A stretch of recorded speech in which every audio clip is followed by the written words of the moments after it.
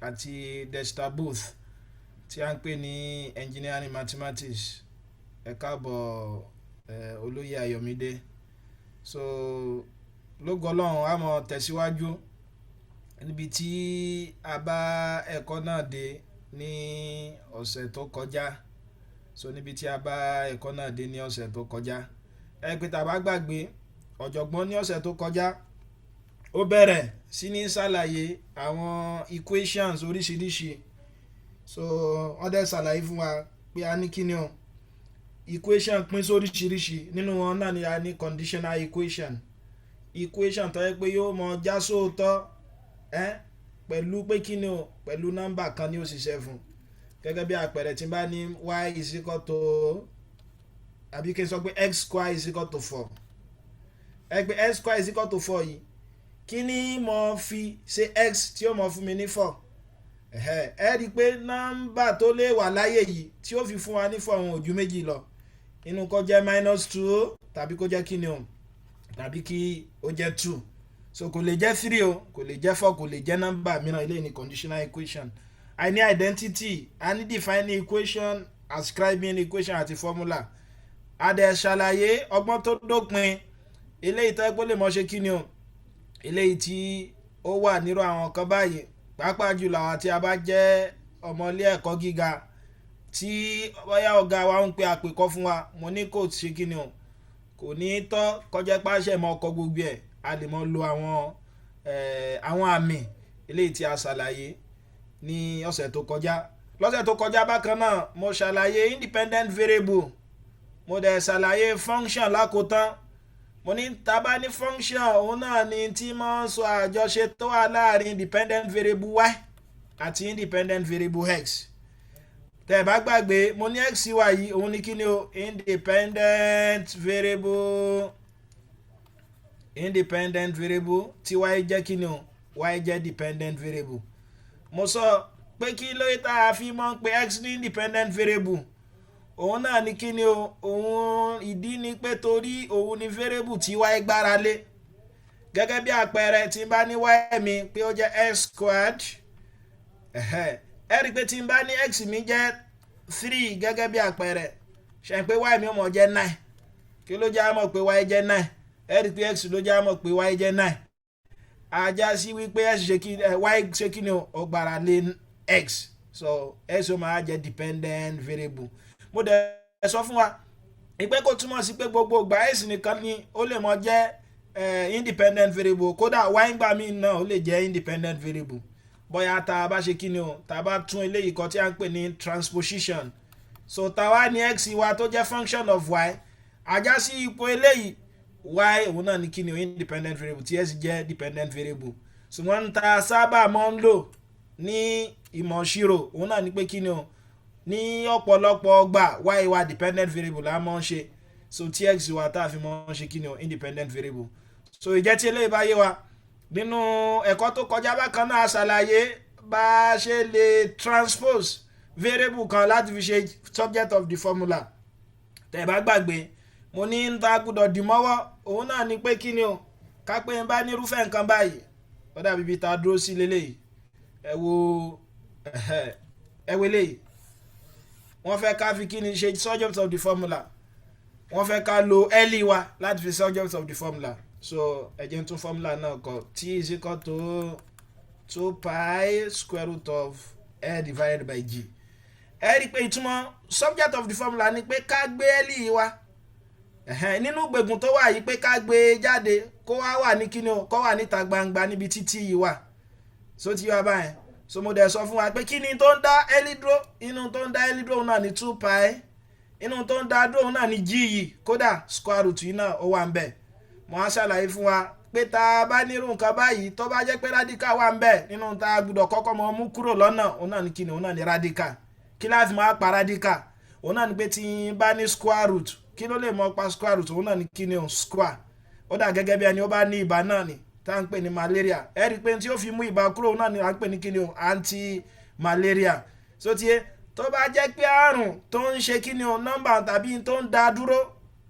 àjọṣe tó wà láàrin rẹ̀, ká pé báyìí gẹ́gẹ́ bí àpẹẹrẹ a ní l divided by g nsìn, tàbí ká ní 2 pi yìí. ẹ rí i pé nínú àjọṣe tó wà láàrin 2 pi àtẹ́lẹ̀ òun ni multiplication ajá sí pé tá a bá fẹ́ yanjú 2 pi yìí táṣe náà ni pé a ṣe a divide tó wáyé pàjọṣe tó wà láàrin wọn ó jẹ́ kí ni o ó jẹ́ subtraction ajá sí pàṣẹ kí ni a add. Mo dẹ̀ tún ṣàlàyé fún wa mo ló dà gẹ́gẹ́ bí kó jẹ́ pé ọ̀tá méjì ń bá yàn jà ìkan díyàn mú lọ́nà ẹ̀yìn báyìí ìkan wá ṣe kí ni o ìkan wà níwájú ẹ̀ dípẹ́ ni tí ó rọrùn fún yàn òun náà ni pé kéèyàn kọ́kọ́ bá ẹni tó wà níwájú jà kéèyàn ṣe tó wá fàbọ̀ sẹ́yìn ajá sí pé tẹ́ bá ní nǹkan kan èyí tó wà níwájú rẹ̀ lẹ́ẹ̀kọ́ gbádànù kẹ́ tó mú èyí tó ṣe kí ni o èyí tó so mọ́. Ìjẹ́ tí eléyìí bá yé wa a mọ̀ tẹ̀síwájú ṣùgbọ́n kí n tó lọ so àwọn màmá wa wọ́n ṣèbéèrè kan ní ọ̀sẹ̀ tó kọjá pé bó wà ní tá a bá nírú nǹkan báyìí ń kọ́ ká pé mo ní n is equal to ir divided by e minus ir so wọ́n wá ní ká ṣe kí ni o ká fi i wa ká transpose i so ká transpose formula yìí ká fi i sí subject of the formula ẹ rí pé eléyìí yàtọ̀ sí àwọn eléyìí tá a ti ń ṣe sẹ́yìn kí ni yàtọ̀ tó wà ń bẹ̀ àkọ́kọ́ náà formula náà ni òun náà ṣùgbọ́n i tí wọ́n fẹ́ ká fi ṣe subject of the formula yìí ẹ rí pé ẹ̀mélòó ló ṣe kí ni ẹ̀mélòó ló wá ẹ̀ẹ̀mejì ó wà lókè ó wà nísàlẹ̀ bẹ́ẹ̀ gbogbo àwọn èyí tá a ti ń ṣe bọ̀ wá gẹ́gẹ́ bí àpẹẹrẹ bíi mẹ́tẹ̀ẹ̀ta eléyìí tá a ṣe ní ọ̀sẹ̀ tó kọjá ẹ rí pé ìyìn tá a mọ̀ ní òun náà ní kíni o òun náà ní pé ẹ̀ẹ̀kan náà ni ó ṣe kíni ni ó yọjú bó wàá láṣẹ mọ̀ ṣe tó jẹ́ mọ́ méjì yìí so àkọ́nà ẹ jẹ́ n kọ́kọ́ ṣàlàyé nǹkan kan fún wa pé a lè ní equation méjì tàbí ká ní ẹ jáwé pé equation méjì a lè ní implicit àti explicit mo bó ti yọ abáwọn so tàbí ká ní expression so tàbá ní implicit òun náà lè tọ́ ẹ pé kí ni o mo lè má láǹfààní láti yanjú àwọn variable méjì tí wọ́n so papọ̀ mọ́ra wọn mo bó ti yọ abáwọn but explicit ni pé irú eléyìí nìsín ẹ rí i pé kápẹ́ ń bá ní y mi is equal to x squared a lè sọ pé lè kí ni explicit ni ó wà ní explicit form torí mo kọ y mi lọ́tọ̀ mo sì lè rí x square mi náà kọ ní kí x mi náà mo lè rí kọ lọ́tọ̀ bẹ́ẹ̀ kápẹ́ ń bá nírú nǹkan báyìí xy squared plus y is equal to 0 ẹ rí i pé ó lè mọ́ rọrùn láti jẹ́ pé máa ṣe kí ni o máa ya x mi kó nu y kí nìdí òun náà ní pé léyè ó ṣe kí ni o kò wá homogeneous bọ́dá sì mọ̀ pé nǹkan wà homogeneous òun náà ní pé iye index tí x ní òun náà ní y náà gbúdọ̀ ní ẹ pé tẹ bá wo léyìí a ní expression lórí kí ni o lórí square bẹ̀tẹ́lẹ̀ yóò x ò dórí squared ajá sí pé ó lè mọ́ rọrùn fún wa láti jẹ́ pàṣẹ kí ni a yà y sọ́tọ̀ kúrò ní ọ̀dọ̀ x mo bó ti wá báwọn so èyí tí mo fẹ́ fàyọ òun náà ni pé tó bá jẹ́ pé a wá ní variable kan lọ́nà tó ju ọyọ̀ kan lọ ajá sí àkíyèsí wa náà ni pé kí ni o ká tó lè rí yà kó nu ẹ̀gbẹ́ ara wọn tàbí ká tó lè kó wọn jọ sẹ́gbẹ́ kan kó wà lápá kan káwọn variable mi wà lápá kejì ní tó gbúdọ̀ ṣẹlẹ̀ ni pé àwọn méjèèjì gbúdọ̀ jọ ní kí ni o wọ́n gbúdọ̀ jọ ní power kankan náà so ti wá máa òun ló fi já sí pé tí ọ̀sẹ̀ tó kọjá àwọn a lè má lè rí h ṣe bẹ́ẹ̀ tó tẹ bá wo in tó wà níbi ọ̀sẹ̀ tó kọjá yẹn ẹ rí i pé h wa a ní h kan a dẹ̀ ní h square àkàlàṣe tá a bá kó gbogbo wọn jọ a lè mọ́ lè rí kí ni h ṣe jọ́wọ́ formula torí kó tún ṣe kí ni kó tún ṣẹ́kù ń bẹ̀ so ní tí mo ṣàlàyé òun náà ni pé kí ni o ká tó lè fi variable kan ṣe subject of the formula kódà kí wọ́n yọjú lọ́nà tó jọ ọ̀kan lọ ajá sí pé wọ́n gbọ́dọ̀ ṣe kí ni o wọ́n gbọ́dọ̀ jọ ní power kankan náà tó jẹ́ bí index kan náà ọ̀yà bó la ṣe wá tẹ̀síwájú ẹ rí i pé inú eléyìí òun náà ni i wà lókè ó wà nísàlẹ̀ ìyìn tá a gbọ́dọ̀ ṣe òun náà ni pé ká tiẹ̀ tó yà wọn a gbọ́dọ̀ kó àwọn i wa méjèèjì jọ ọ̀yà òun náà ni tẹ́ ẹ bá gbàgbé o mo ní ta bá ní fraction ní tá a kọ́ ṣe òun náà ni pé ká kọ́kọ́ yanjú fraction yẹn náà kí ni a fi lè yanjú fraction òun náà ni pé kí multiply through by e minus ir ẹ má gbàgbé mo ní tí àwọn ọ̀tá méjì bá wà tí kan bá lẹ̀ mọ́ wọn tí kejì bá dẹ̀ ṣì wá ń sàlẹ̀ tàbí wà wájú èyí tó wà wájú ẹ̀ láàkọ́ gbá kúrò so àkọ́kọ́ ni pé tó wáyé pé radical wà ń bẹ̀ ẹ kọ́kọ́ yanjú ẹ̀ tí ó bá ṣe radical ń bẹ̀ tẹ́ bá ní fraction lẹ́ kọ́kọ́ yanjú kẹ́ tó mọ yanjú àwọn àmì ìṣirò mìíràn ajá sí pé lẹ́yìn sìn kí ni ó mọ jẹ́ n is equal to ir divided by e minus ir ọ̀yà tí bá multiply through by e minus ir tàbí tí bá cross multiply mi ajá sí pé ó jẹ́ n e minus ir is equal to ir. So ti yá báwọn. So tẹ́ bá tẹ̀síwájú lórí eléyìí náà bákan náà ẹ rí i pé tí n bá ṣí bracket mi ẹ má gbàgbé p Bodmans wá. So ajá sí pé ó jẹ́ ne minus nir is equal to ir. Ẹ má gbàgbé kí la fẹ́ fi ṣe subject of the formula i dẹ̀ ti ṣe kí ni o ó ti wá ní ọ̀nà méjì. Èyí tí mo gbúdọ̀ ṣe lẹ́yìn rẹ̀ náà ni pé kí n ṣe kí ni o kí n pa wọ́n papọ̀. Ajá sí pé ọmọ jẹ́ ne equals to ir. Ẹ má gbàgbé níwọ̀n bá ti bá ti gbélé wá sẹ́gbẹ́ kejì yóò di plus yóò jẹ́ nir. Mo bú ti yá báwọn ẹ rí i pé tẹ bá wò dáadáa i common bẹ́ẹ̀ o. Ẹ má gbàgbé pẹ̀lú ohun tá a ti ṣe sẹ́yìn náà ni pé a factor rẹ̀ jáde. Tàbá factor i jáde ń sìn eléyìí ó jẹ́ i kí ni ó kúnlẹ̀ r plus nr. So ti yé mi báwọn. Ọ̀yà kí ló tún à ń dá ẹ dúró tí ó ti jẹ́ àmọ́ ń sìn arákùnrin yìí. Kí lájọṣe tó wà láàrin òun àti i multiplication kí la lè fi yanjú ẹ̀ òun náà ni pé ká divide and divide both sides by r plus nr. Ẹ̀dẹ̀ ṣì mọ́ gbàgbé a ní equation dà gẹ́gẹ́ bí òṣùwọ̀n ni. Èyí tí n bá ṣe fún Táyé mo gbọ́dọ̀ ṣe kí ni o mo gbọ́dọ̀ ṣe fún Kẹ́hìndé. So ajá sí pé tí n bá ṣe fún ẹgbẹ́ àkọ́kọ́ màá tún ṣe fún apá òsì mi náà ilé ó jẹ́ r plus nr divided by r plus nr. Ẹ rí parakùnrin yóò gèlè kí ló kúnlẹ̀ o ne is equal to r plus nr. So òun náà ní bẹ́ẹ̀ ṣe mọ̀ ṣe tí ó bá jẹ́ pé ó wá lọ́nà tó jọyọ̀ kan lọ. So tó bá ti wá lọ́nà tó jọyọ̀ kan lọ ìtẹ́ṣe náà ni pé ẹ kọ́kọ́ wọ́gbọ́n tó jẹ́ pé lò tẹ́ fi ṣe kíni o tẹ́ fi ṣàkójọ wọn. So tẹ́ bá ti á ṣe àkójọ wọn tán so lẹ́yìn rẹ̀ òun náà ni pé ẹ ṣe kíni o ẹ wá pa wọ́n pọ̀ tẹ́ bá ti pa wọ́n pọ̀ tán ẹ wá mú eléyìí tí a fẹ́ fi ṣe subject of the formula ẹ fi ṣe. Ìjẹ́ tí eléyìí bá yé wa tá bá tẹ̀síwájú sí frame 20 níbi tí a ti bẹ̀rẹ̀ gangan. So ní ọ̀sẹ̀ yìí òun náà ni pé ọ̀jọ̀gbọ́n wa tẹ̀síwájú àlàyé rẹ̀. Ó ní tá bá ní ẹ̀rọ kan ó pè ní kí ni evaluation process the evaluation process. Bó o la ṣe mọ̀ yanjú kí làwọn ìgbésẹ̀ tá a mọ̀ ṣe bóyá tá a bá fẹ́ ṣiṣẹ́ tàbá bá fẹ́ ṣe kí ni a fẹ́ ṣe ìṣirò kan bóyá irú àwọn èyí tá a ti ṣe bọ̀ tẹ́lẹ̀ yẹn. Ó ní tá bá ní bí ẹ̀rọ kan so ẹ̀rọ gẹ́gẹ́ bí kí ni o gẹ́gẹ́ bí ẹ̀rọ ìṣirò wa tá a fi mọ́ ṣe ìṣirò. Ẹ pé tí n bá fẹ́ ṣe kí ni o tí n bá fẹ́ tẹ irú nǹkan báyìí ìṣirò yìí sínú ẹ̀rọ ìṣirò mi tí a pè ní calculator. Ṣe pé tí màá kọ́kọ́ ṣe náà ni pé kí ni o màá tẹ nọ́mbà yìí sí. Ìta ṣe náà ni kí ni o à ń pè ní kí ni input. Ìtọ́jọ̀gbọ́n fẹ́ ṣàlàyé ni pé tá bá ní gbogbo ẹ̀rọ pátápátá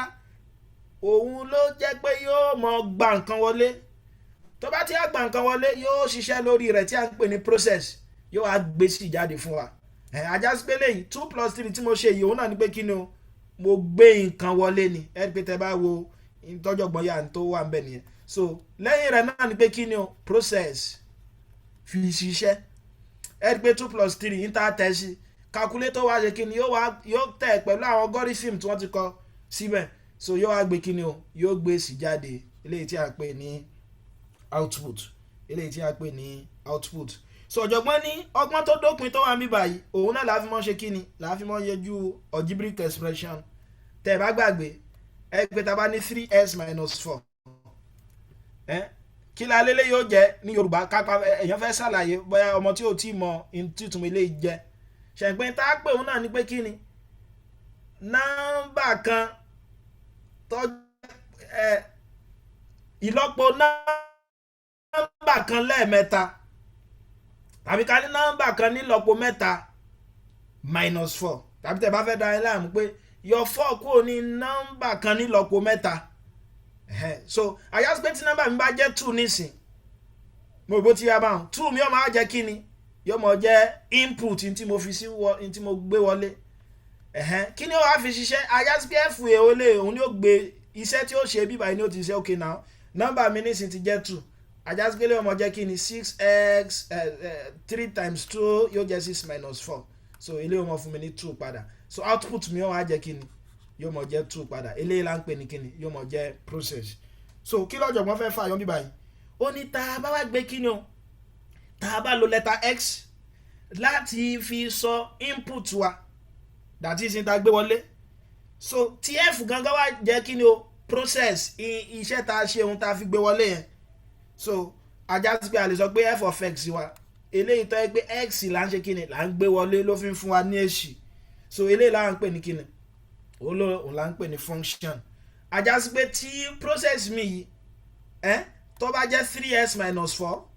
mo wá lè gbé kíni o mo lè gbé in tó bá wù mí wọlé tí ó sì mọ fún mi lésì, so eléyìí ni bí ẹ̀rọ ìṣirò wa ṣe ń ṣiṣẹ́. So ẹ̀rí pé ẹ̀rọ ìṣirò wọ́n ti kọ àwọn programming kan fún, àwọn ètò kan ti wà lórí rẹ̀ bí àwọn algorithm gẹ́gẹ́ bí àpẹẹrẹ ẹ̀rí pé tá a bá gbàgbé binary operation wa kápẹ́ bá ní a star b mi tó bá jẹ́ pé operation ni tí a star b wá jẹ́ kí ni bóyá division a divided by b, ajá sí pé ẹ̀rọ ni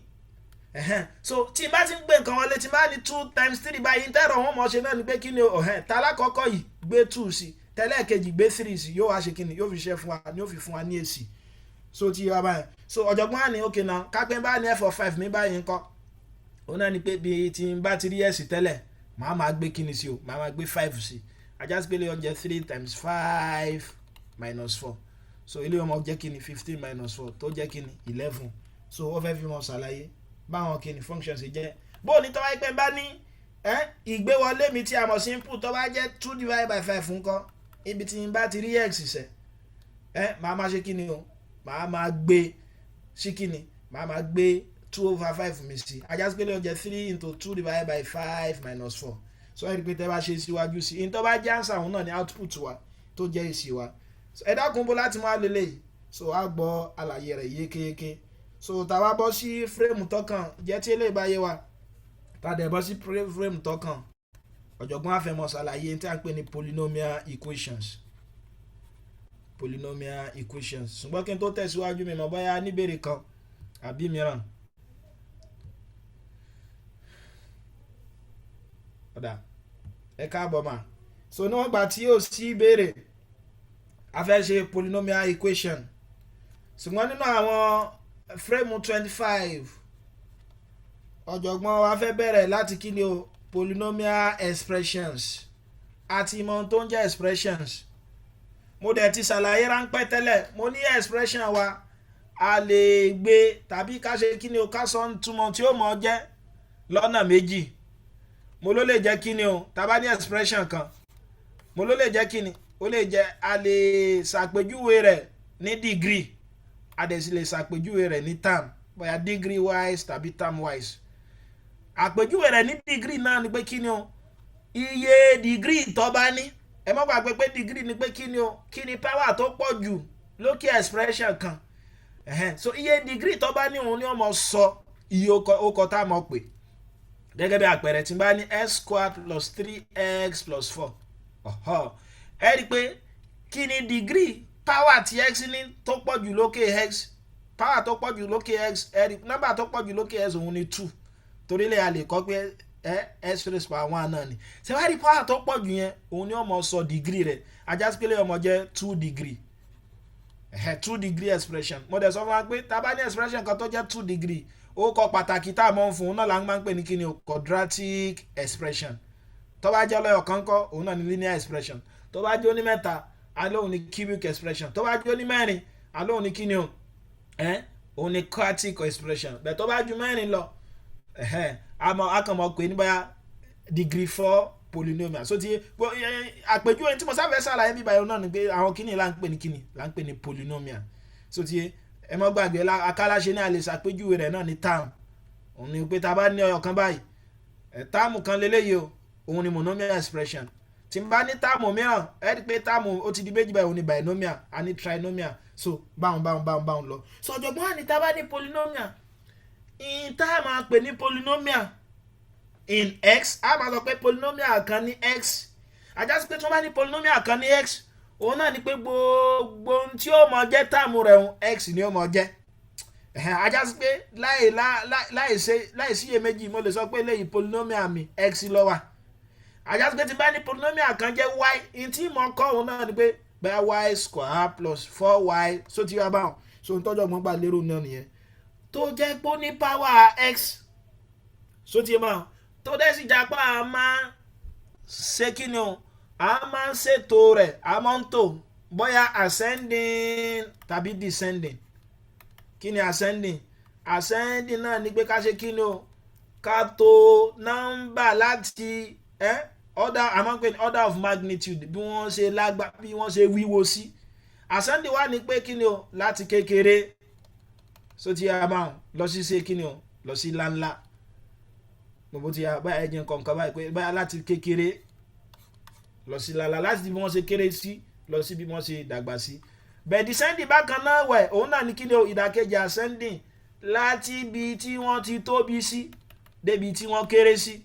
mo rò bó ti yọ abáwọn so ó ní tábà ní polynomial in x òun náà ní pé in expression kan ni o tó jẹ́ pé power x ló wà tá a sì lè tò ní kí ni o bóyá ascending àti ascending láti kékeré lọ sí ńláńlá tàbí kí ni o tàbí descending ó wá ní ẹ̀rí degree polynomial kan òun á mọ̀ pẹ̀lú kí ni o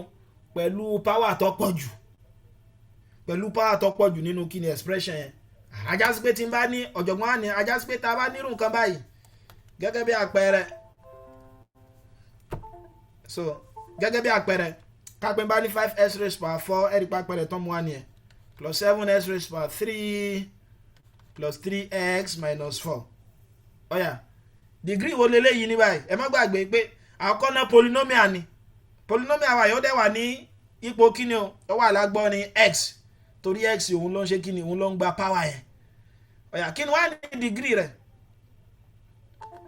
kí ni degree ọmọ jẹ́ ọ̀yà ẹ dákun ẹjẹ́ àjọ ọmọ sọ papọ̀ so ọ̀dà degree eléyìí ẹ̀ rí pé 4 ni torí degree ni pé kí ni power tó pọ̀ jù ẹ̀ rí pa ní power ní 4 ó jẹ́ 4 ẹ ṣeun mà so ó jẹ́ 4 so degree yẹn jẹ́ 4 ajá sí pé a máa pe léyìí ní kíni o polynomial of the 4th degree so ti polynomial of the 4th degree so ti yà báyìí ọ̀yà gẹ́gẹ́ bẹ́ẹ̀ náà tí bá nírú nǹkan báyìí 2s raised power 3 plus 4x square minus 2s plus 7 bó o la ṣe mọ̀ pé polynomial ni expression ni o àbí ó tún wà ní kíni ó wà nípò x a lè pé ó wà ní terms of x ó sì tún ní power bẹ́ẹ̀ kíni power tó pọ̀ jù ń bẹ 3 ajásíká máa pèlè ní kíni o polynomial of 3rd degree so ti yẹ báwọn so ọ̀jọ̀gbọ́n àní tábà ní polynomial of low degree often have alternative names àwọn tó bá jẹ́ àwọn tí yóò bá tó 3 tàbí 4 yìí tàbí àwọn tí yóò bá tó wọn ó lóko tá a máa fún wọn pẹ̀lú ọkọ̀ tí mo ti ṣàlàyé síwájú hàn gẹ́gẹ́ bí àkẹrẹ tí bá ní 2s minus 3 polynomial kan ni o ṣùgbọ́n kí ló ní ó ní first degree polynomial ajá sí pé bó ṣe jẹ́ first degree polynomial yẹn ó lóko pàtàkì tá a mọ̀ pé a máa pè ní kí ni o linear expression bákan náà ìwẹ̀ tí bá ní eléyìí nǹkan 3s square plus 4s plus 2 ẹgbẹ́ polynomial ni òkìní degree rẹ̀ second degree ṣùgbọ́n tó bá jẹ́ pé second degree òun náà ló kọ pàtàkì a máa pè ní kíni quadratic expression so ti yé so ọ̀jọ̀gbọ́n ní a polynomial of the 3rd degree náà tó bá jẹ́ pé power tó pọ̀ jù ń bẹ 3 ni tá a sì mọ̀ pé 3rd degree ni so ajásí pé a mọ̀ pé òun náà ní kíni cubic expression gẹ́gẹ́ bí mo ṣe ṣàlàyé síwájú tó yẹ pé 4th degree ńkọ́ gẹ́gẹ́ bí àpẹẹrẹ tí mo ṣàlàyé síwájú yẹn pé 4s raised power 4 plus 3x square plus 1 a máa pè lé ní kíni 4th degree so 4th degree wà ló kọ pàtàkì tá a mọ̀ pé òun náà la mọ̀ pé ní kíni quartic ẹ mọ̀ bí eléyìí ní cubic mo ṣàṣìṣe ń bí báyìí ni o no second degree eléyìí ní quadratic ni mo fẹ́ kọ quadratic eléyìí ó máa jẹ́ quartic so ti táyé pé 3rd degree ó máa jẹ́ kíni o yóò máa jẹ́ cubic ìjẹ́ tí ilé bá yé wa tá a dẹ̀ ti ṣe kíni tá a ti mọ̀ tún mọ́ rẹ̀ ọ̀yà ẹja akẹ́kọ̀ọ́ ráńpẹ́ kan bí báyìí kápẹ́ expression mi tó bá jẹ́ pé degree n ló ní kọ́ kí ló kọ́ tá a mọ̀ pé kápẹ́ ní degree n ṣe é pé oníṣìí wọ́n lè kọ́ wọn kọ̀ọ̀kan láwọn àkótán so báyìí wọ́n kọ́rù nǹkan báyìí as raised by n plus ẹ mọ́ gbàgbé wọn ló lè mọ́ wá ní descending ascending order àjẹsí pé tó bá wá ascending order ní táàmù ní ilé plus vs raised by n minus 1 torí power alákọ̀ọ́kọ́ yóò kéré sí power ẹlẹ́ẹ̀kejì yóò kéré sí alákọ̀ọ́kọ́ plus bx n minus 2 plus dot dot dot plus c ọ̀yà kí láà mọ̀ pé polynomial yìí kí ni degree rẹ̀ kí ló kọ́ tá a mọ̀ fún so òun náà ni polynomial of degree n òun náà ni polynomial of degree n so ti yà báyẹn so polynomial of degree n ajásí pé tó bá yẹ pé 100 ní power rẹ̀ yóò mọ̀ jẹ́ polynomial of degree 100 ká tún wá lọ di imú tá a bá ní polynomial degree n ajásí pé factor tí kí ni wọ́n mọ̀ ní factor méjì ni wọ́n mọ̀ ní so ti yẹ òun náà ni pé tí n bá ní equation of degree n màá ma ní kí ni o factor mélòó màá ma ní that is root mélòó màá ma ní tí ọmọ satisfy rẹ̀ root méjì so ti yà báwọn ẹ pé that's why ni kí leléyìí degree 1 ni lónìí ṣe é pé tí a fẹ́ kó jẹ́ equation ni kápẹ́ mo ní x plus 3 is equal to 0 root mélòó màá ma ní root kan gẹ́gẹ́ bákan náà ẹ̀wẹ̀ tí n bá nírú nǹkan báyìí so ajásí pé root mélòó lòun náà mọ̀ ní yọmọ ní root méjì lákòótán òun náà ni pé tí n bá ní equation degree n tàbí n degree polynomial àbí n degree polynomial equation màá máa ní kí ni o n root yóò máa fún mi ní root méjì ọ̀yà ọ̀jọ̀gbọ́n á tẹ̀síwájú so ọ̀fẹ́ pé bó o láṣẹ máa ṣe polynomial ìgbà tá a ti gbọ́ àlàyé polynomial yìí evaluation of polynomials bó o láṣẹ máa ṣe polynomial ọ̀jọ̀gbọ́n ní kápẹ́ bá ní f of x mi àti my f of x wá ń sìn àti mọ̀ pé f of x mi ó jẹ́ function ẹ mọ́ bínú àti mọ̀ pé f of x mi jẹ́ function pé 3x raised by 4 minus 5x raised by 3 plus 7x square minus 4x plus 2 ó ní f of 3 mi tí ń bá ṣe ẹ má gbàgbé pẹ̀lú àlàyé tá a ṣàlàyé síwájú òun náà ni pé a ní bí input ọ̀dà gẹ́gẹ́ bí ẹ̀rọ ni ẹ gbé gẹ́gẹ́ bí ẹ̀rọ bóyá bí ẹ̀rọ ìṣirò wa òun náà ni pé àkọ́kọ́ fi nǹkan sínú rẹ̀ yóò wá ṣe àwọn iṣẹ́ lórí rẹ̀ kó tó ṣe kíni o kó tó gbé èsì jáde so wọ́n ní f of 3 yóò ṣàlàyé fún wa pé a mọ̀ ṣe kíni o a mọ̀ fi x a mọ̀ fi 3 síbi gbogbo ibi tá a bá 3x ajásí pé lé ọmọ jẹ́ kíni 3 into 3 raised by 4 3 raised by 3 plus 3 raised by 2 minus 4 raised by 3 plus 2 ọ̀jọ̀gbọ́n á ní ẹ̀rí pé tabala mọ̀ tẹ̀lé àwọn eléyìí ṣe pé wàhálà rí ó pọ̀ wàhálà rí ó pọ̀ torí eléyìí ìṣe mọ̀ye tó bá jẹ́ ní báyà bí kíni o ìṣe multiply 3 pẹ̀lú ara rẹ̀ lẹ́ẹ̀mẹ́rin kí n tó yọ eléyìí kúrò kí n tún tó rò pọ̀ mọ́ ọ̀jọ̀gbọ́n á ní tàbá fẹ́ da aláàmú ó la lè mọ́ ṣe gbogbo wàhálà yìí ṣùgbọ́n tàbá fẹ́ ṣe gbogbo wàhálà yìí a lè mọ̀ lo method tí a mọ̀ ń pè ní kíni nesting method bí a tẹ bá fẹ́ find the value function kan pàápàá jùlọ àwọn tá a bá jẹ́ ọmọ tá à ń ṣe jamb tàbí tá à ń ṣe waec tá a wá fẹ́ dára láàmú láti jẹ́ pé a ṣe kíni o a ṣe mọ̀ gbé àwọn kíní sí lọ́yọ̀ kọ̀ọ̀kan káṣẹ́ tó máa rò wọ́n papọ̀ tàbí ká tó máa yọ wọn kúrò tàbá fẹ́ dára láàmú rárá tàbí àbá fẹ́ fi gègé kan lẹ̀ rárá ìta máa lò náà ni a ń ṣe kíni wọn là ń pè ní nesting method kí la ń pè ní nesting method ọ̀jọ̀gbọ́n ní ká pín bá lápẹẹrẹ báyìí f of x 5x raised by 3 plus 2x square minus 3x plus 6 ó ní tá a bá fẹ́ ṣe irú eléyìí ní nested method tá a bá fẹ́ gbé sí nested form ó ní tá a kọ́kọ́ mọ̀ ṣe òun náà ní pé kí ni o polynomial àkọ́kọ́ náà kọ́kọ́ mọ̀ tó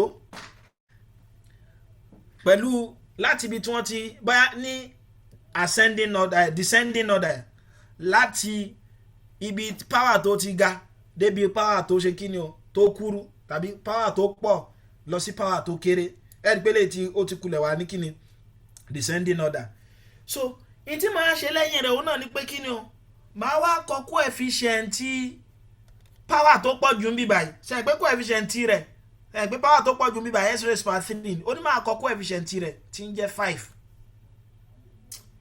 mo bó ti yá báwọn tí bá ti á kọ coefficient yẹn máa kọ 1 factor x máa fi x sí lẹ́gbẹ̀ẹ́ yóò yé wa máa tún àlàyé yẹn ṣe kó lè yé wa so ti yé báwọn níbi táàmù alákọ̀ọ́kọ́ ẹ má gbàgbé kí ló lákọ̀ọ́kọ́ a máa kọ coefficient rẹ̀ ajá sí pé tí ẹ̀ẹ́dẹ̀ ṣe má gbàgbé pé coefficient táàmù kan ní tó bá multiply táàmù yẹn coefficient x cube ń sìn òun ní 5 táyé pé 9 lọ́wọ́ àmì báyìí ajá sí pé 9 máa wá kọ kí ni màá máa fi sí lẹ́yìn rẹ̀ màá máa fi x sí that is term x kan factor x kan òun ni ó mọ̀ wá ń bẹ̀ lẹ́yìn rẹ̀ and add on the coefficient of the next term yóò máa jẹ́ plus kí ni coefficient next term y ṣe pé next term tí ó kún un náà ni term tó wà ní in terms of x square kí ni coefficient rẹ̀ 2 ooo ẹ dákun so ti yé wa so ó ní tàbá tí a parí bíbá yìí a wá gbé sí bracket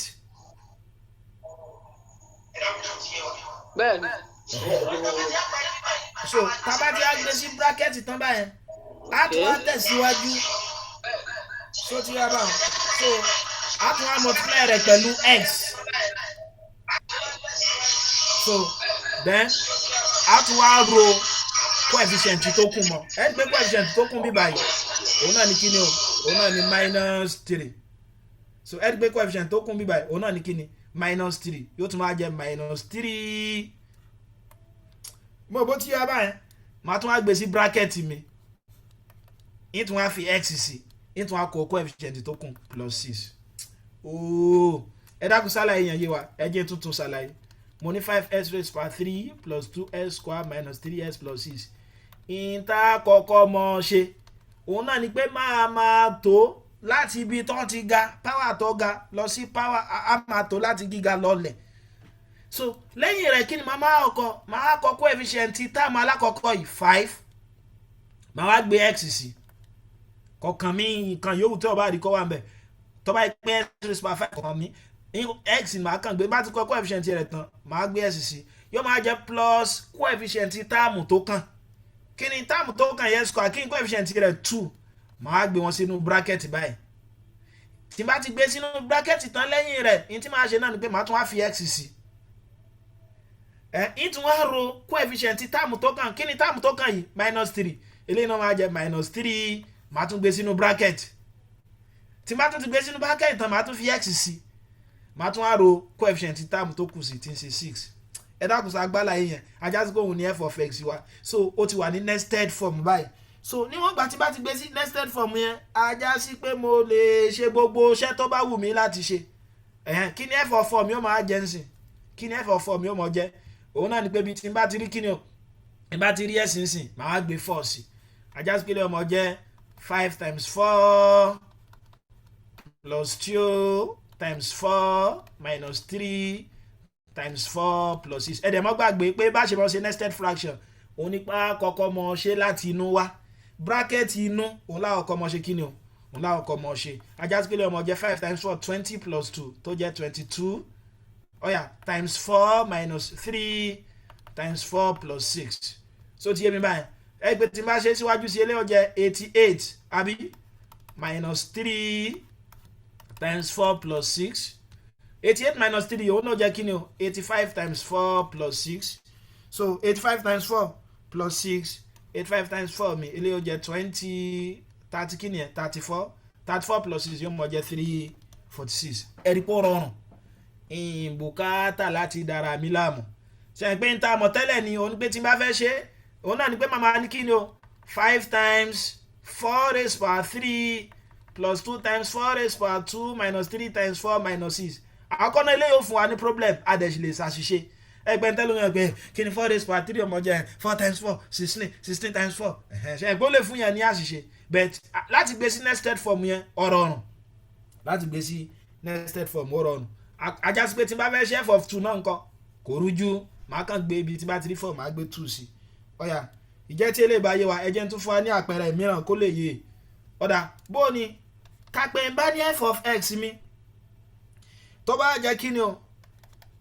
3x raised power 4 plus 2x squared minus 4x plus 5 ọ̀jọ̀gbọ́n wa ní ká gbélé aláọkọ́ kí ni ó máa jẹ́ f of x ní nested form kí ni ó máa jẹ́ f of x ní nested form. ẹlẹ́ẹ̀kejì ó wà ní kí n find the f of 2 mi. ẹ mọ́ gbàgbé kí ni nǹkan àkọ́kọ́ tá a kọ́kọ́ mọ̀ ṣe ṣe pé nǹkan àkọ́kọ́ tá a kọ́kọ́ mọ̀ ṣe òun náà ni pé kí ni o a kọ́kọ́ tò láti kí ni o láti bí wọ́n ṣe ga wá sílẹ̀. ṣùgbọ́n tẹ́ bá wọlé yìí ó yàtọ̀ sálá àkọ́kọ́ náà kí ni degree yìí ṣe pé quartic polynomial ni torí degree 4 ló ní. ṣùgbọ́n tẹ́ bá wò dáadáa ó yàtọ̀ sí tálá ọkọ̀ torí ààrí degree 3 bí báyìí. so ìtọ́jọ́ mo fẹ́ ṣàlàyé fún wa bí báyìí ni pé tẹ́ bá nìkan tó yẹ pé degree kan ti sọnù ẹ rí pé degree ààrí ń bẹ̀ mọ́ bẹ́ẹ̀ kò túmọ̀ sí pé bá a ṣe rí ń bẹ̀ mọ́ kò túmọ̀ sí pé kò sí òun náà ni pé kí ni o a máa wá kọ́ gẹ́gẹ́ bí 0 ìtumọ̀ ẹni ẹ mọ̀ gbé sí i ṣe pé tí n bá kọ 0 plus s raised by 3 tí n bá tún gbé táàmù mìíràn sínsìn kò túmọ̀ sí pé mo ti ro nǹkan kan mọ́ torí 0 times s raised by 3 0 náà ni ó tún padà fún mi. àlàyé tí mò ń sọ yékéyéké ni pé a ti mọ̀ pé a mọ̀ ṣe kí ni a mọ̀ tò wọ́n láti gíga wá sílẹ̀. ṣùgbọ́n tá a bá tò lẹ́yìn tá a bá tò láti gíga wá sílẹ̀ gan tó bá yẹ pé nested form la fẹ́ lò kí n tó tẹ̀síwájú sẹ́mi ajá sí pé mo gbúdọ̀ mọ̀ mo sì gbúdọ̀ ṣe kí ni o mo gbúdọ̀ ṣàkíyèsí pé gbogbo àwọn táàmù yẹn pé pérépéré gẹ́gẹ́ bí àpẹẹrẹ ń sìn ẹ́ rí pé léyìí táàmù tó pọ̀ jù ń bẹ̀ 4 ni ajá sí pé mo gbúdọ̀ wò ó pé bóyá sí kí ni o ṣé táàmù yẹn so ní s raised by 3 náà so ní s raised by 2 so ní s raised by 1 so dẹ̀ ní s raised by 0 níwọ̀n ìgbà tí yóò bá ti láwọn táàmù yìí kí ni màá máa gbé sí èyí tó bá sọnù ń bẹ̀ hùn màá máa ṣe kí ni o yóò máa jẹ́ 0 times táàmù tó sọnù yẹn ẹ dákun sóyè wa ọ̀dà ìjẹ́ tẹ́lẹ̀ bá yẹ wọ́n yẹ jẹ́ ká gbé sí nested form kí láwọn kọ́kọ́ coefficient èyí tó dàgbà jù yóò jẹ́ 3 àwa fi x sí then plus kí lákọ̀ nísìn plus kí ni o coefficient táàmù tó tẹ̀lé eléyìí tó jẹ́ 0 lẹ́yìn rẹ̀ àwa ṣe kí ni o á gbé x sí mo rò bó ti yọ abáwọn so tá bá ti gbé x sí lẹ́yìn rẹ̀ á tún wá gbé sí bracket ẹ mọ́ bínú ká tó gbé sí bracket ṣe pé lẹ́yìn tá a bá fi x sí a tún kọ táàmù tó kù kí ni táàmù tó kù lẹ́yìn rẹ̀ plus 2 a wá gbé s sí lẹ́yìn tá a bá tún gbé s sí a tún ṣe kí ni o a tún ro táàmù tó kù lẹ́yìn coefficient táàmù tó kù lẹ́yìn rẹ̀ mọ́ tí ń jẹ́ -4 yóò máa jẹ́ -4 a tún gbé sí bracket a tún fi x sí ẹ dákun ẹ jẹ́ kí n kọ sí ibi tí a yóò gbà dáadáa níta ní lélẹ̀ f of x equal to 3s raised by 4 ẹ mọ́ gbàgbé a ní táàmù tó sọnù yẹn a ti gbé wọlé o plus 2x squared minus 4s plus 5 ọ̀yà tá bá tẹ̀síwájú ajá sí pé nested form mi f of x mi kí ni ọmọ jẹ́ mo lákọ̀ọ́kọ́ coefficient èyí tó pọ̀ jù 3 àwa gbé s sí lẹ́yìn tá bá ti gbé s sí ìtumọ̀ ẹni pé ro coefficient táàmù tó kù mọ́ then plus kí ni coefficient táàmù tó kù 0 lẹ́yìn tá bá ti ro sí a tún fi x sí ẹ mọ́ gbàgbé lẹ́yìn tá bá ti ro s mọ́ tá bá ti gbé s sí ìtumọ̀ náà ni pé tún ro táàmù tó kàn mọ́ kí ni táàmù tó kàn bí báyìí plus 2 so ti yá báwọn a tún ṣe kí ni o a tún gbé sínú bracket a tún gbé s sí lẹ́yìn tá a bá tún gbé s sí ìtumọ̀ náà ni pé ká tún ro táàmù tó kùn lẹ́yìn rẹ̀ yóò mọ̀ jẹ́ -4 lẹ́yìn tá a bá ti ro mọ́ a tún ṣe kí ni o a tún gbé sínú bracket a fi x sí a tún wá ro táàmù tó kùn lẹ́yìn rẹ̀ mọ́ ẹ dákun sóyè wa báyìí so ajá sí pé ìtẹ́lẹ̀ ọmọ jẹ́ ní nested form ni ẹ ọ̀yà kí ni f of 2 mi ọmọ agency ilé ọmọ jẹ́ kí ni o 3 times 2 plus 0 times 2 plus 2 plus 2 minus 4 times 2 plus 5 ẹ pé àbùkátà láti jẹ́ pàṣẹ ṣe kí ni o a ṣe máa dá láàmú kódà a lè ṣe lórí pàápàá jùlọ fáwọn àtàbà jẹ́ ọmọ tá a fẹ́ ṣe jàǹbá bí náà kù á kàn gbé in tó já ń sáwà sí ajá sí pé lè yọ jẹ́ 6 times 2 yóò jẹ́ 12 plus 2 14 times 2 28 minus 4 that is 24 times 2 so 24 times 2 that's 48 plus 5 yóò mọ̀ fún mi ní 53 ẹ dákun sí àlàyé yẹn yé wa ọ̀yà ta ni ó sọ tẹ́lẹ̀ jẹ́ ní ta ni ó sáré sọ tẹ́lẹ̀ jẹ́ ní nested form fún mi kí n tó tẹ̀síwájú kágbé mo fẹ́ ṣe eré eléyìí tí n sì fẹ́ dára mi láàmú kí lélẹ́yìn ọmọ jẹ́ ní nested form ọ̀yà bóyá níbí báyìí ni àbí orí ìkànnì Facebook kí ni ọmọ jẹ́ ní nested form ta ló wà pẹ̀lú wa.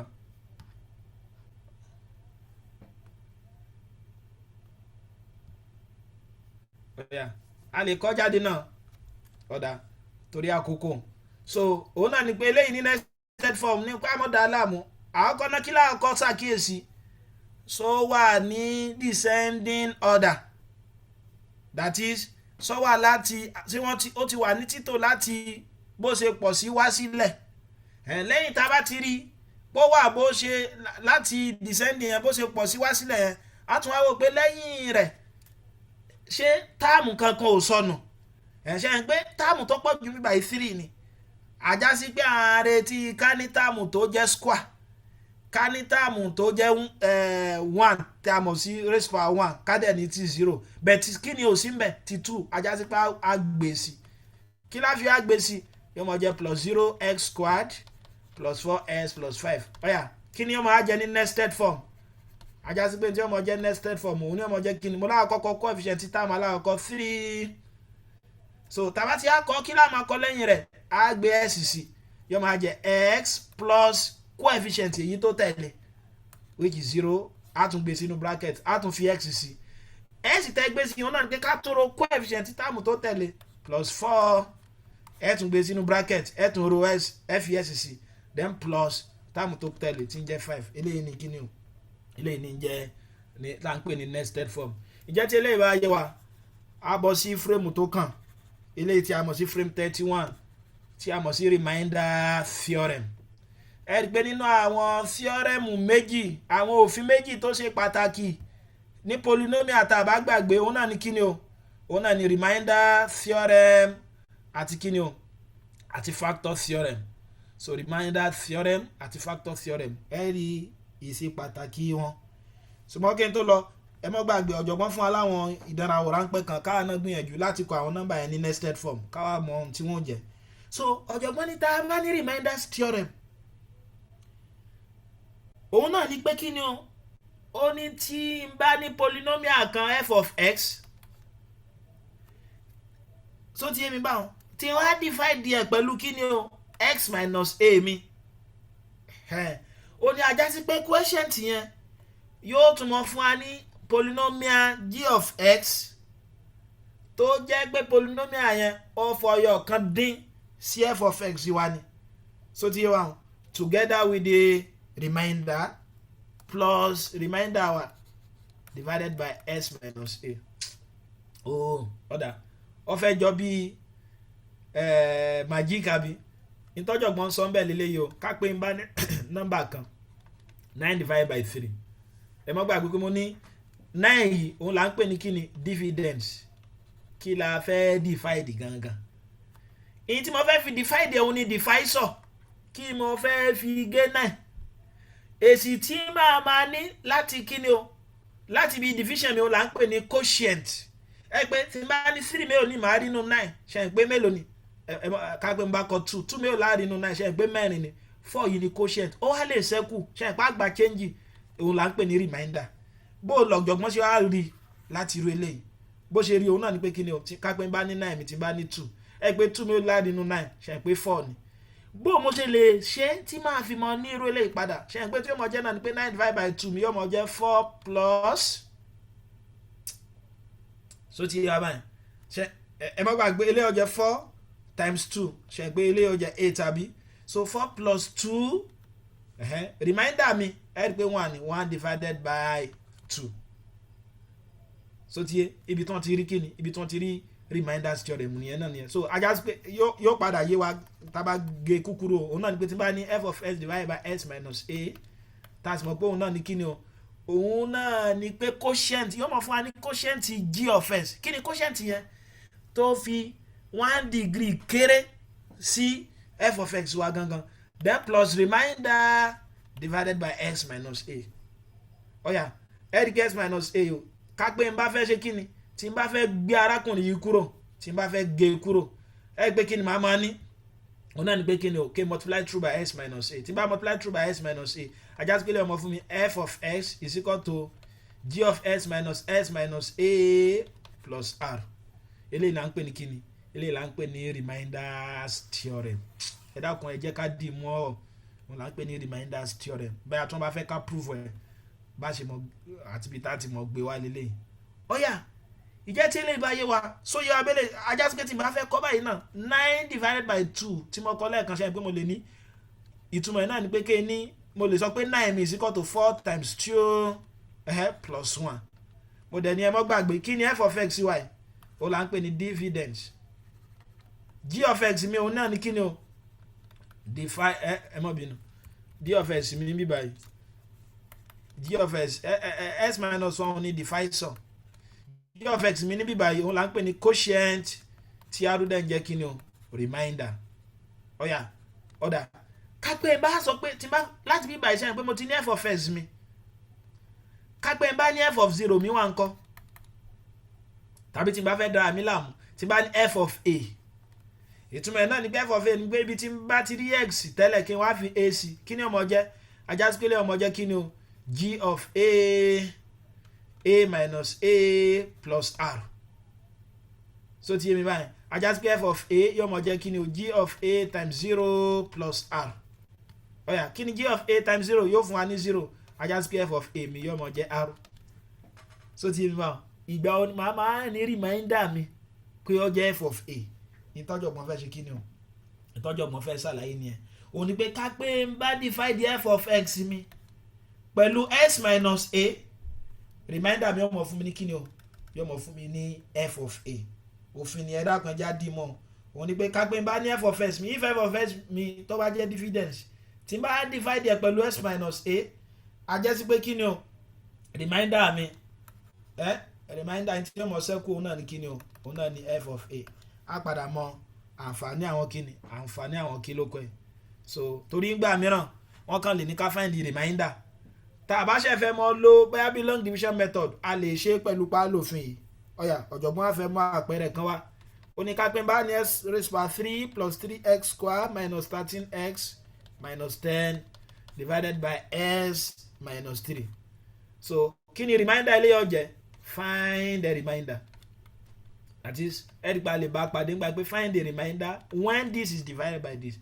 kí ni ó mọ ṣẹ́kúnlẹ̀ tá a bá fi lè divide lè ẹ mọ́ dára yín láàmú kí lófin ẹ mọ́ gbàgbé òfin náà ni pé tí n bá ní function kan f of x tí n bá fẹ́ mọ divide ẹ̀ pẹ̀lú kí ni s minus a mi ó ní kí ẹ mọ́ dára mi láàmú ajá sí pé remainder mi mọ̀ jẹ́ kí ni o f of a. so ti yé mi báwọn remainder mi mọ̀ jẹ́ f of a kí dẹ̀ ni a mi èyí tó wà mí báyìí ajá sí pé reminder eléyìí náà mọ̀ jẹ́ kí ni o f of 3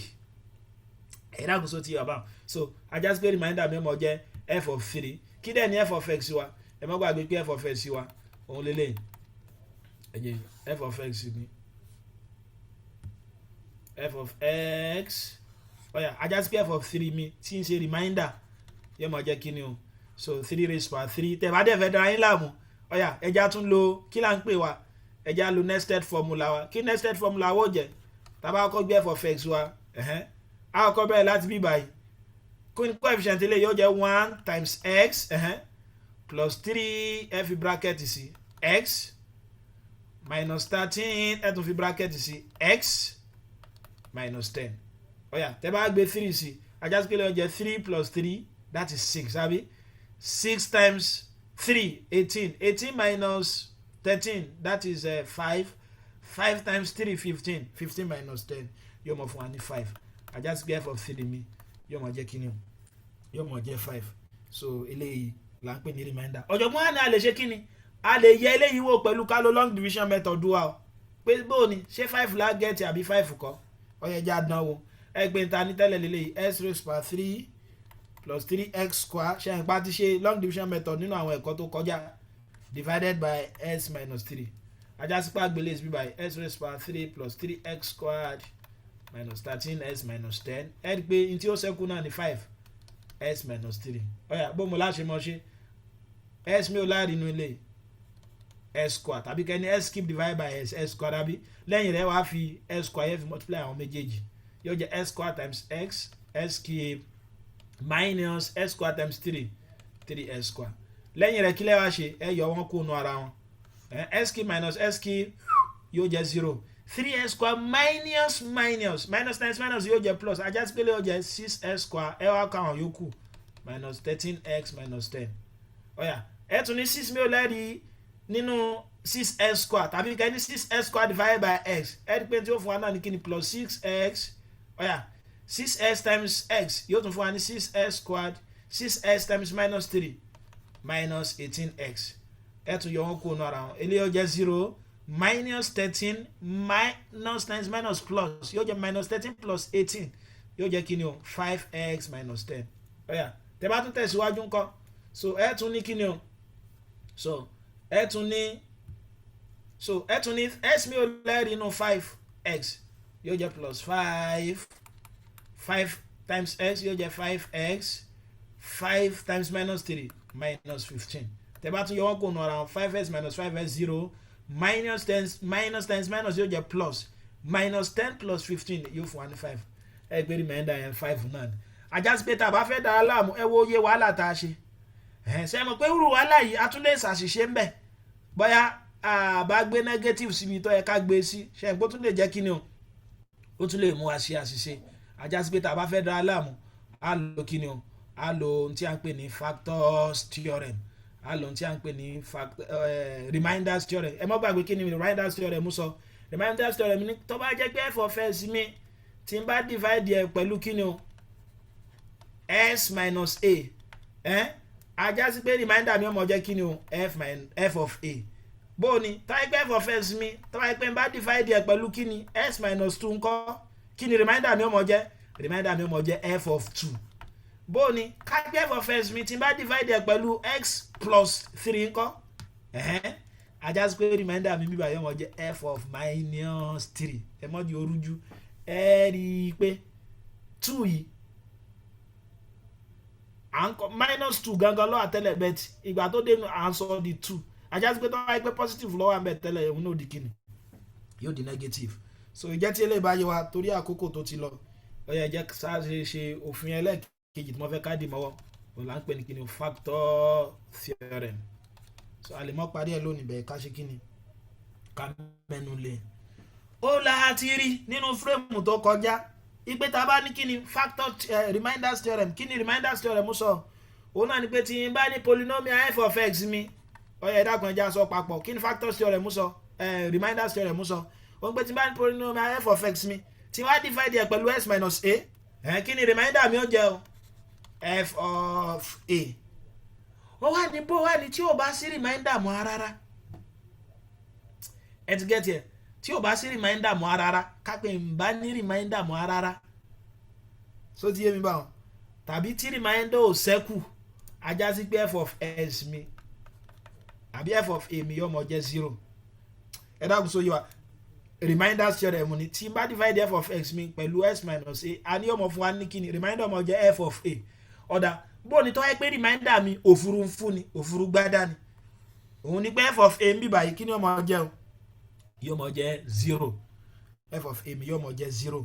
nítorí fẹ́ ṣàlàyé fún wa nìyẹn so tí f of a nítorí bá dẹ̀ mú f of a jẹ́ 0 kí ni ìtumọ̀ rẹ̀ ìyẹn náà ni pé kí ni o s minus a is a factor of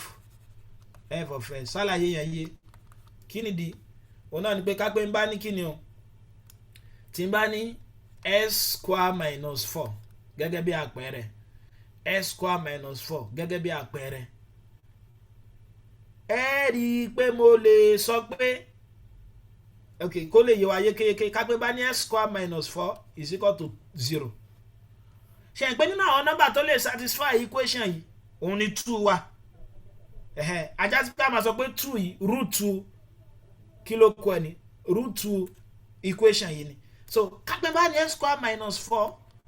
ajá sí pé x minus 2 yóò mọ jẹ́ kan nù factor yìí ẹ ti gẹ́tẹ̀ báwọn so x minus 2 yóò mọ jẹ́ kan nù factor yìí torí x minus 2 òun ni pé x minus 2 tí n bá equate eléyìí sí 0 sẹ́yìn pé yóò fún mi ní x equal to 2 ajá sí pé 2 yìí is what is one of the root ìkànnù root equation yìí ni ó jẹ́ ẹ dákun in tó ń jẹ́ nìyẹn òun ni pé ká pé ẹ má gbàgbé wọ́n yọ láti bí reminders theorem pé tí n bá divide f of s mi pẹ̀lú s minus a in tí reminders theorem sọ pé my reminder ọmọ jẹ́ kí ni f of a ajá sí pé tí reminder mi bá jẹ́ 0 kí ni ó mọ ṣẹlẹ̀ yẹn o òun náà ni pé f of a mi if remainder is equal to 0 ajá sí pé f of a náà mọ jẹ́ kí ni f of a ó mọ jẹ́ 0. ìyẹn tó bá dẹ̀ fi mú f of a jẹ́ 0 òun náà ni pé kí ni o ajá sí pé s minus a yìí factor f of x ni. ìyẹn tí wọ́n fẹ́ try láti ṣe kí ni tí wọ́n fẹ́ try láti ṣàlàyé fún wa nìyẹn. ọ̀jọ̀gbọ́n á ní gẹ́gẹ́ bí àpẹẹrẹ ó ní ká pé n bá ní f of x mi o tí n bá ní f of x mi pé ó jẹ́ s cube plus 2x squared s cube plus 2x squared minus 14x plus 12. so ti ọ̀yà ká pé afẹ́fẹ́ gbélé yìí sí nested form ṣe ń pé kí ni ó jẹ́ mo lákọ̀ọ́kọ́ coefficient léyìí 1 ni àbí àfiyèsí sí x plus 2x àbí minus 14x plus 12 àbí. so ó ní tí n bá substitute the 2 sí kápẹ́ n bá substitute the 2 sí bẹ́ẹ̀ when x equal to 2 ẹgbẹ́ tí n bá gbé f of x mi ibi tí bá ti rí x tí n bá fi 2 sí ẹ mọ̀ pé lè ó jẹ́ 2 plus 2 4 àbí 4 times 2 8 8 minus 14 kí ni 8 minus 14 yẹn that's minus 5 àbí no minus 6. so minus 6 times 2 that's minus 12 minus 12 plus 12 yóò mọ fún mi ní 0 ajá sí f of x mi jẹ́ 0. so ti yé mi báwọn. so ẹ rí i pé a lè mọ factor tí ó ṣẹ́kù nísìnyí báyìí mo ti mọ̀ pé f of 2 mi a ti mọ̀ pé ó jẹ́ 0 ajá sí pé in tó fi fún f of 2 jẹ́ 0 ohun tí factor theorem mú sọ náà ni pé kí ni o s minus 2 yóò mọ jẹ́ kan nínú àwọn factor f of x mi. ẹ dákun sóye wa. so kápẹ́ f of 3 ló jẹ́ 0 bí báyìí in tó fi yẹn sọ náà ni pé kí ni o ajá sí pé x minus 3 mi yóò mọ jẹ́ factor f of x. so tí yóò wá bá so òun náà ni pé kápẹ́ bá fẹ́ expand eléyìí mo ti mọ̀ pé s minus 2 ó wà nìkan lára àwọn factor ajá sí pé tí máa kàn ṣe ni pé kí ni o máa lo long division method mi máa fi mọ tí ó ṣẹ́kù. so ti yé mi báyìí so tí n bá ní f of x means pé ó jẹ́ x raised to power 3 plus 2x square minus 14x plus 12.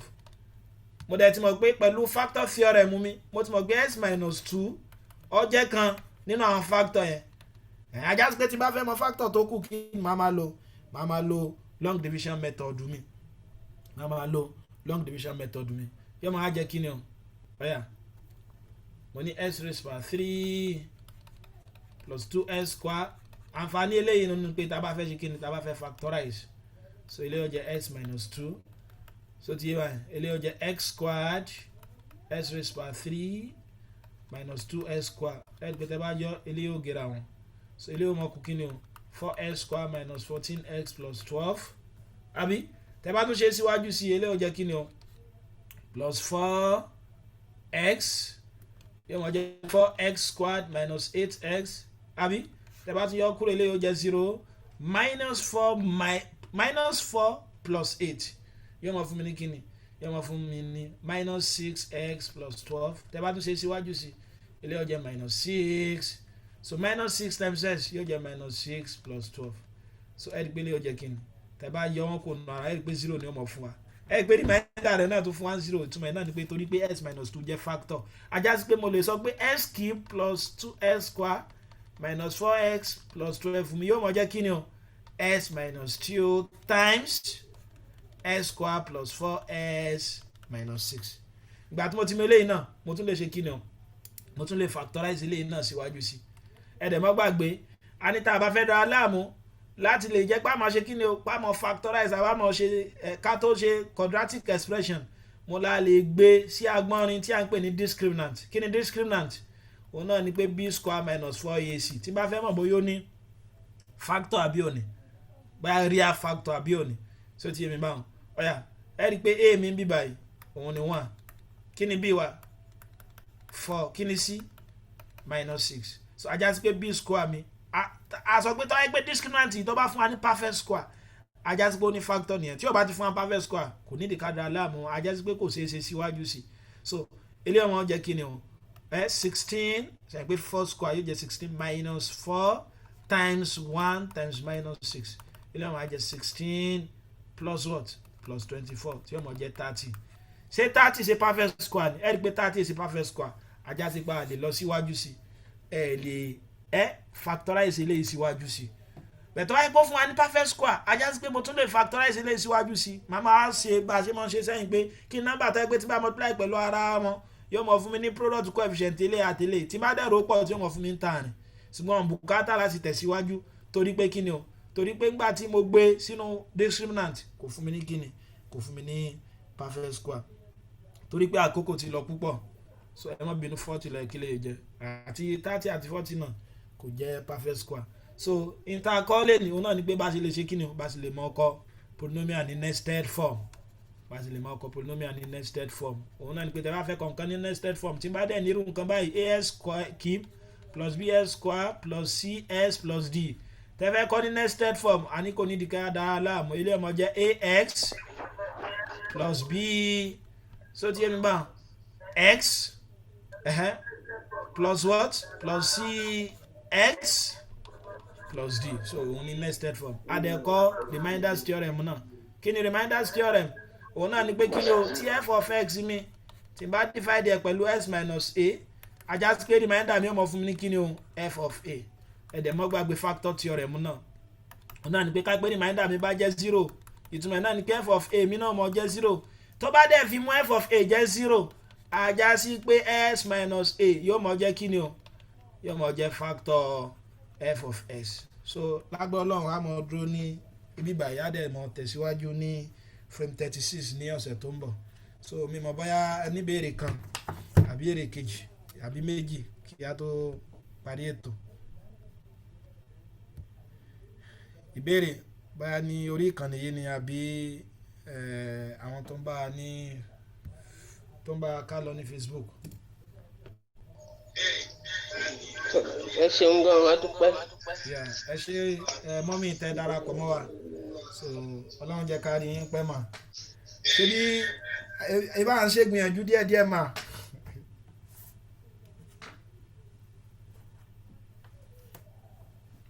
wọ́n ti kúrò so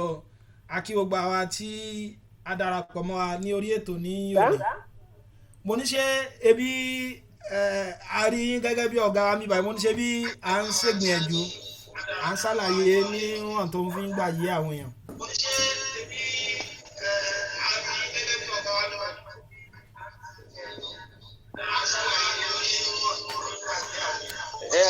ó dà bẹ́ẹ̀ èmi náà ń kọ́ṣẹ́ ni. ẹ ṣe gàmà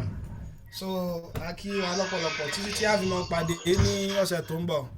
so mo kí wa lọ́pọ̀lọpọ̀ ẹ ṣeun ó dàbọ̀.